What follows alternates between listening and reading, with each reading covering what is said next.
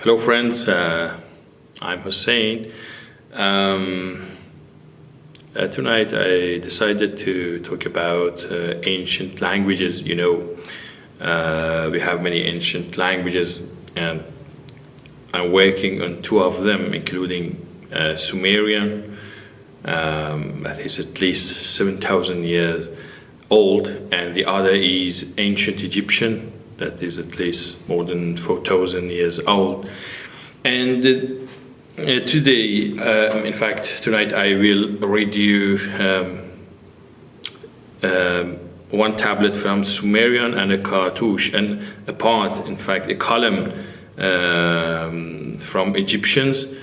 And I want to show you that how by reading those ancient texts you can understand ancient people mentality, and it is the best way of gaining some imagination about the history. If you read the history books, you can in fact they enables you they enable you to know about what had happened thousands of years, and you want, maybe you have some imagination aspect of those books. But if you start learning ancient languages and translating those tablets, you will be able to in fact go to ancient world. In fact, ancient languages are like keys to enter the ancient world.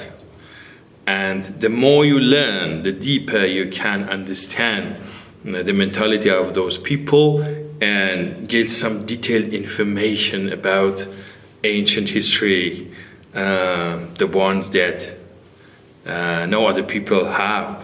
And it's a great advantage.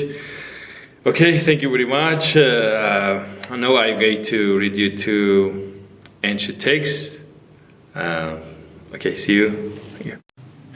Okay, friends, now I start from a Sumerian tablet about making some temples. A person that most probably has been a woman, has built some temples, and also fetched stone for making Alan, that has been a famous statue in ancient Sumerian. Okay, let's check it and see the combination of the language. No problem if you don't understand the details. I just want to show you the combination of language and, in fact, the way they describe things like these. Okay, it is Ud, that means the day, when. It is a kind of relative clause, like English, that you say when he makes something, and then the end of relative clause. And in fact, it is Ud, that means day, and here the combination of sentence here has the role of relative clause, starting a relative clause. Ud Tar-Sir-Sir, when the temple of Tar-Sir-Sir.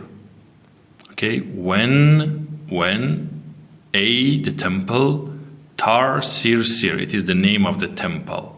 It means temple, and it is the name of the temple. When the temple of Tar-Sir-Sir, okay.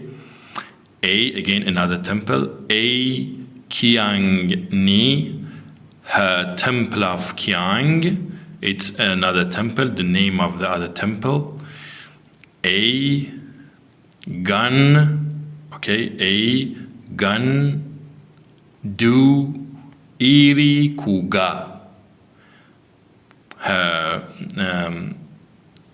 and also her ornamented temple of Irikuga is another temple. Munadua, she built. Munadua, and it is the end of relative clause. It was the starting when she built this temple, and it is the end of relative clause. Munadua, this A is a sign that shows that relative clause is ended. In fact, okay, in continue. And continue, we have this one. Kur, that means mountain. It is interesting that in Persian language we have ku. That means ku. That is, in fact, is rooted in Sumerian language. Kur ma gan kita. Kur ma gan kita. From the key here is, in fact, means the land. And Magan is today's Amman. In fact, they call that city Amman. I'm not sure if it is today's Amman, but anyway, the name is Amman. Maybe it is that place, I'm not sure. But it is Ki Amman, the land of Amman, from the land of Amman, mountain, from, Ta means from, the mountain of Amman, from the mountain of Amman. And he want to say something. He want to say from this mountain, okay? Na e si ta e. It means that she fetched a stone, kind of a stone. In fact, she fetched diorite. And in continue, you see Alan na ni she. And this sign, this big sign, is means the statue of Alan, and it has been a famous statue. And then it says that she fetched diorite for making the statue of Alan. Okay, and then at final you see Moon Tooth. She sculpted. Then in the second part, it said that she fetched. Okay, friend. Now I go to an ancient Egyptian text from the book of Ani. From the book of Death, written by Ani, and it is the first plate. It is a famous ancient book of Egyptians, and an amazing book. Okay, I read a column of that, and I just want to show you a combination, and maybe in your mind you can do a comparison between this one, this ancient Egyptian text, and also the previous text that I showed you, and I translated that for you in ancient Sumerian, a comparison between ancient Egyptian text and ancient Sumerian. Okay, now I start here. Dua tu kharu, dua tu geru, in nek jihuti ma'amat manet ra nab khafatek arsiyu set. Sorry. RCU. Where I was. Okay, yeah.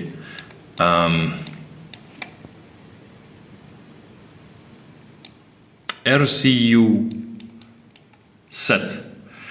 Okay, it started from here. Dua means to prayers, to for the khari.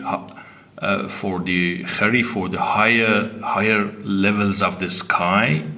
Dua to giri, prayers for happy prayers, for both happy prayers, for then happy prayers for higher levels of the sky, and happy prayers for the lower levels of the sky.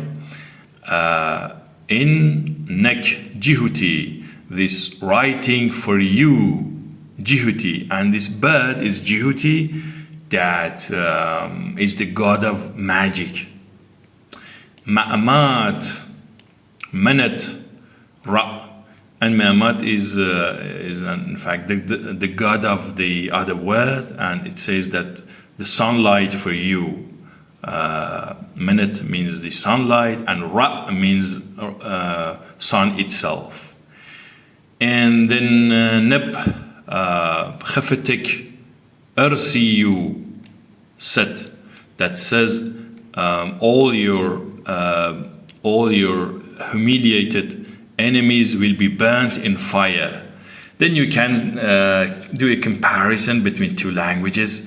You can see the differences, you can see the type of writing, their mentality to some extent, and in fact you can gain great details by reading those ancient texts. And maybe in the future I start teaching those texts, and after finishing my research.